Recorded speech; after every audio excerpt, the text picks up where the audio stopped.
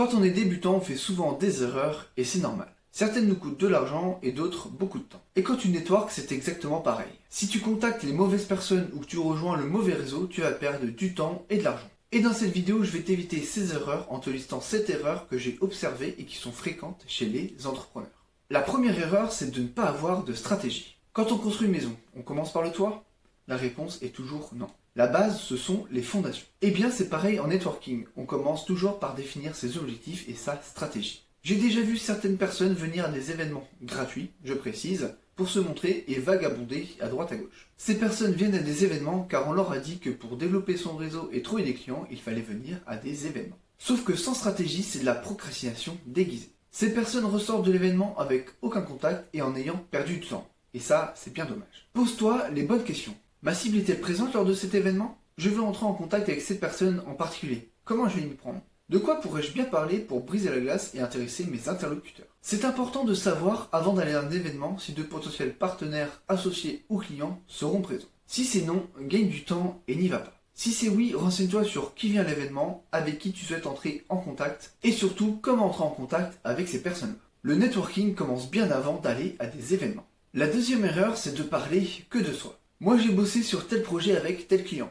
Moi j'ai réussi grâce à ma détermination et à ma discipline. Moi je peux réciter l'alphabet à l'envers. Quoi de plus chiant qu'une personne qui fait que parler d'elle? On est d'accord, t'as pas envie de te retrouver en face d'une telle personne. Alors s'il te plaît, ne sois pas cette personne. Ne commets pas cette erreur et évite de parler que de toi. Évidemment, si cette personne te pose des questions, réponds-y. Mais fais en sorte qu'on ne parle pas de toi pendant 30 minutes. Tes interlocuteurs vont finir par se lasser et n'auront pas forcément envie de te revoir. La troisième erreur, c'est de ne pas avoir préparé de présentation. Beaucoup d'entrepreneurs se présentent de manière naturelle, ce qui est très bien. Mais bien souvent, on ne comprend pas réellement ce qu'il faut car ils utilisent un jargon trop technique. Voici un exemple d'une mauvaise approche. Je maîtrise des logiciels tels qu'After Effects, CMake et j'ai une expérience dans l'animation de forme vectorielle en utilisant la cinématique inverse. Au lieu de ça, on pourrait dire « Je crée des animations visuelles captivantes pour aider les entreprises à raconter des histoires. Mon travail consiste à donner vie à des idées. » Et parfois, on ne comprend pas réellement ce qu'ils font car ils ne sont tout simplement pas préparés.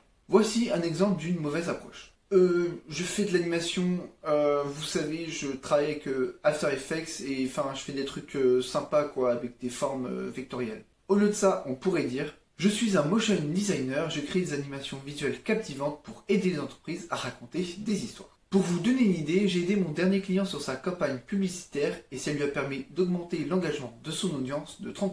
Évidemment, ces exemples pourraient être complétés, mais t'as compris l'idée.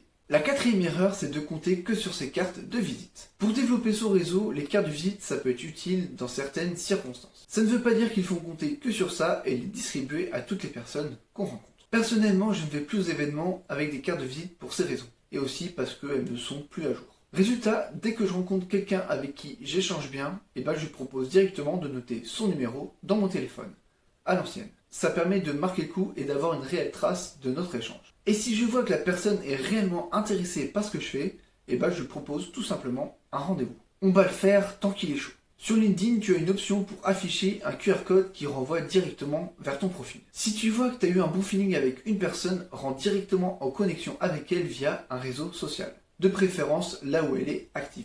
Je te parle de LinkedIn, mais choisis un réseau où la personne est active et toi aussi. La cinquième erreur, c'est de ne pas faire de feedback. Grosse erreur que j'ai remarqué chez tous les entrepreneurs autour de moi. Quand quelqu'un te donne un de ses contacts, la première chose à faire, c'est de le remercier, bien entendu. Mais aussi de lui donner des nouvelles de l'avancée avec ce contact. Plusieurs fois, j'ai mis en relation deux personnes et plusieurs fois, je n'ai eu aucun retour. Que va-t-il se passer la prochaine fois que je vais avoir une opportunité à transmettre? Eh bien, crois-moi que je ne vais pas la redonner à ces mêmes personnes. Un simple feedback te permet de montrer ta gratitude et surtout que tu utilises bien les ressources que l'on te donne. Tu montres qu'on a eu raison de te faire confiance en te donnant ce contact. Et la confiance, c'est sacré.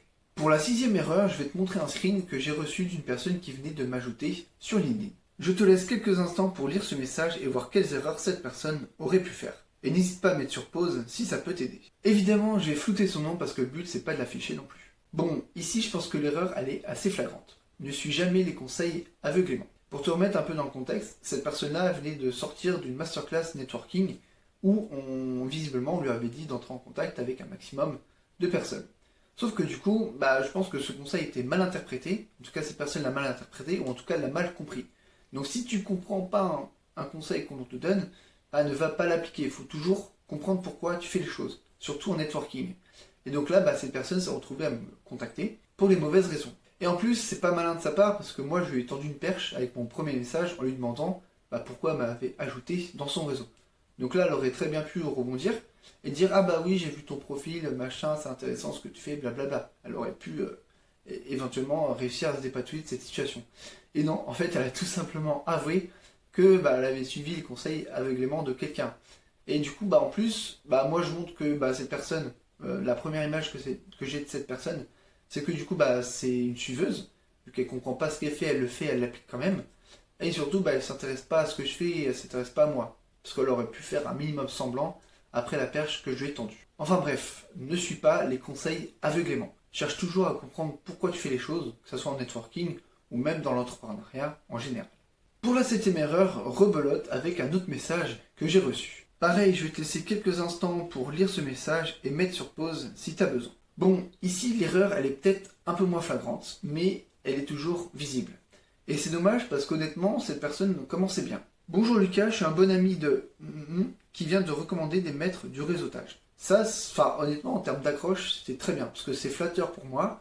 En plus, cette personne montre qu'elle s'est intéressée un minimum à ce que je faisais. En plus, on a un ami commun, donc l'approche, elle est nickel. Mais c'est après que ça va pas. Alors, je voulais voir un peu ce que tu faisais, et puis qui sait, si tu entends quelqu'un qui a besoin d'un site internet ou d'une application, clin d'œil. Donc là déjà, première chose, les fautes d'orthographe.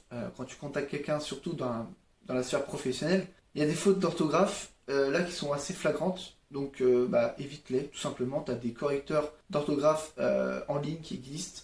Donc n'hésite pas à en utiliser. Ça t'évitera ce genre de boulettes. Ensuite, cette personne fait allusion à une éventuelle recommandation que je pourrais lui faire. Sauf que non, ça ne marche pas comme ça les recommandations. Déjà, je la connais pas cette personne. Je sais pas si je peux avoir confiance en elle. Et je ne sais pas comment elle bosse. Donc clairement, je ne vais pas la recommander. Et surtout, dans mon réseau, j'ai déjà des personnes qui développent des applications ou des sites web. Donc c'est à eux que je vais penser d'abord. Donc, quand tu abordes quelqu'un, donc l'approche elle était très bien, mais surtout vas-y d'un point de vue relationnel et non transactionnel. Là, on voit clairement qu'il y a un intérêt caché derrière, et c'est dommage parce qu'on le voit très vite, et du coup, moi, ça me donne pas envie d'apprendre à connaître cette personne et encore moins de la recommander. Et c'est d'ailleurs ce que je lui ai dit quand je lui ai dit que notre ami en commun ne lui avait pas appris les codes du réseautage. Mais je te rassure, depuis ce petit message, cette personne s'est nettement améliorée et du coup a cherché à me donner des conseils, etc. pour créer une relation. Donc ça finit assez bien. Là, je t'ai listé les principales erreurs que j'ai pu observer, mais il y en a beaucoup d'autres. Mais déjà, si tu évites toutes celles que je viens de te présenter, tu seras meilleur que 90% des pseudo-networkers. N'oublie pas que networking, c'est avant tout de l'échange entre deux humains. Comme d'habitude, je te mets le PDF récap dans les ressources de cette vidéo.